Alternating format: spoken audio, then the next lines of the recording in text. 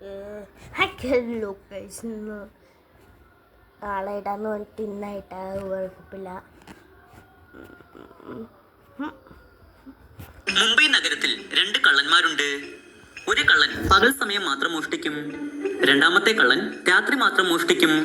ആദ്യത്തെ ദിവസം ഒന്നാമത്തെ കള്ളൻ ഒരു സാധനം മോഷ്ടിച്ചു.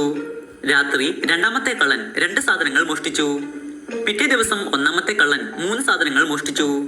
രാത്രിയിൽ രണ്ടാമത്തെ കള്ളൻ 6 സാധനങ്ങൾ മോഷ്ടിച്ചു. നിങ്ങൾ ആലോചിക്കൂ, എന്നിട്ട് പറയൂ, പിറ്റേ ദിവസം ഒന്നാമത്തെ കള്ളൻ എത്ര സാധനങ്ങളാണ് മോഷ്ടിക്കുക? ആലോചിക്കൂ. 12.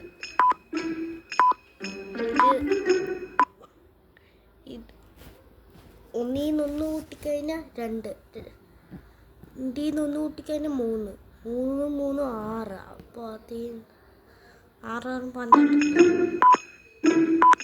വരൂ, ഉത്തരം നോക്കാം. പിറ്റേ ദിവസം ഒന്നാമത്തെ കള്ളൻ 12 സാധനങ്ങൾ മോഷ്ടിക്കും. 2 കള്ളന്മാരും ഇതുവരെ മോഷ്ടിച്ച സാധനങ്ങളുടെ എണ്ണം കൂട്ടിയ ശേഷമാണ് മോഷ്ടിക്കുന്നത്. ഒന്നാമത്തെ കള്ളൻ രണ്ടാമത്തെ ദിവസം 3 സാധനങ്ങൾ മോഷ്ടിച്ചു. കാരണം അതിനു മുമ്പ് 1ഉം 2ഉം സാധനങ്ങളാണ് മോഷ്ടിച്ചത്. പിന്നീട് രണ്ടാമത്തെ കള്ളൻ 6 സാധനങ്ങൾ മോഷ്ടിച്ചു. കാരണം 1 + 2 + 3 6. അപ്പോൾ അടുത്ത ദിവസം ഒന്നാമത്തെ കള്ളൻ 12 സാധനങ്ങൾ മോഷ്ടിക്കും. വരൂ, അടുത്ത റെഡിലേക്ക് പോകാം. സന തന്റെ കാറിൽ പതിയെ പോകുകയായിരുന്നു. പെട്ടെന്ന് ഒരു ശബ്ദം കേട്ടു. ആരോ തന്റെ കാറിൽ ശക്തമായി ഇടിച്ചു.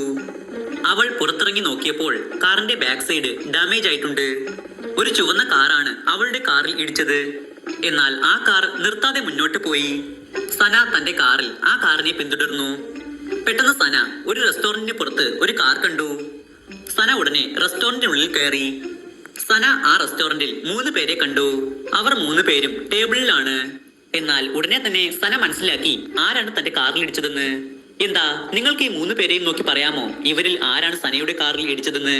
ആലോചിക്കൂ. നിങ്ങളുടെ ഉത്തരങ്ങൾ കമന്റായി രേഖപ്പെടുത്തൂ.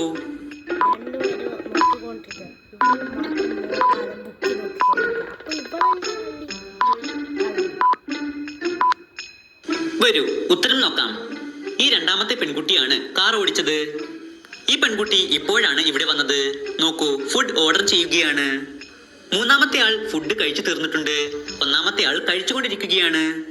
സന ഇത് മനസ്സിലാക്കി. എന്നിട്ട് നഷ്ടപരിഹാരമായി പണം വാങ്ങി.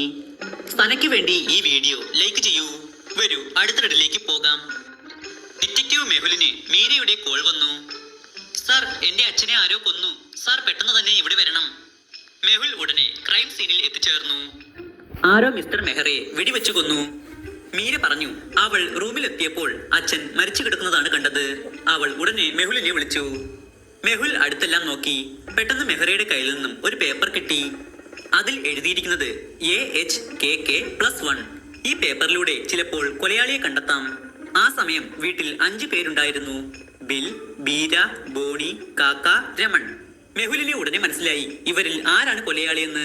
എന്താ, നിങ്ങൾക്ക് ഈ ക്ലൂ നോക്കി പറയാമോ ഇവരിൽ ആരാണ് കൊലയാളിയെന്ന്? ആലോചിക്കൂ. നിങ്ങൾ